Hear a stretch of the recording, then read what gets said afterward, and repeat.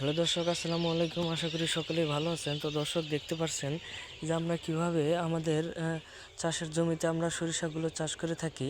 তো বন্ধুরা, আপনারা চাইলেও কিন্তু এই সরিষাগুলো আপনারা খুব সহজেই চাষ করতে পারবেন এবং এই সরিষাগুলো চাষ করে কিন্তু আমরা ভালো ধরনের লাভবান হয়েছি।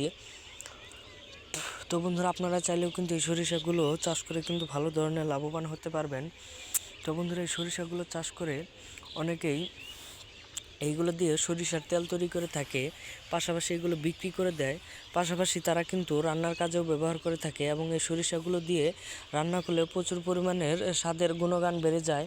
তো বন্ধুরা, আপনারা চাইলেও কিন্তু এভাবে সরিষা গাছগুলো চাষ করে কিন্তু আপনারাও ভালো ধরনের লাভবান হতে পারবেন। তো বন্ধুরা, এই সরিষার দানাগুলো আপনারা বাজার থেকে কিনে আনবেন। কিনে আনার পরে সেইগুলো একটি চাষ করা জমিতে আপনারা ছিটিয়ে রোপণ করে দিলে তারপরে আপনাদের সরিষাগুলো হয়ে যাবে। যখন এই গাছগুলো বড় হয়ে যাবে এবং এই যে দেখতে পাচ্ছেন দানাগুলো, এইগুলো কিন্তু যখন বড় হয়ে পেকে যাবে তখন আপনারা দেখতে পারবেন এগুলো পেকে একদম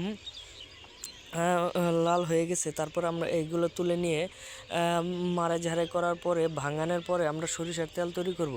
তো বন্ধুরা, আমাদের ভিডিওটি যদি আপনাদের ভালো লেগে থাকে কিংবা আপনাদের এই ধরনের সরিষা চাষের যদি উপযোগী হয়ে থাকেন তাহলে অবশ্যই এই সরিষাগুলো চাষ করবেন। ধন্যবাদ সকলকে। সকলে ভালো থাকবেন, সুস্থ থাকবেন। আসসালামু আলাইকুম।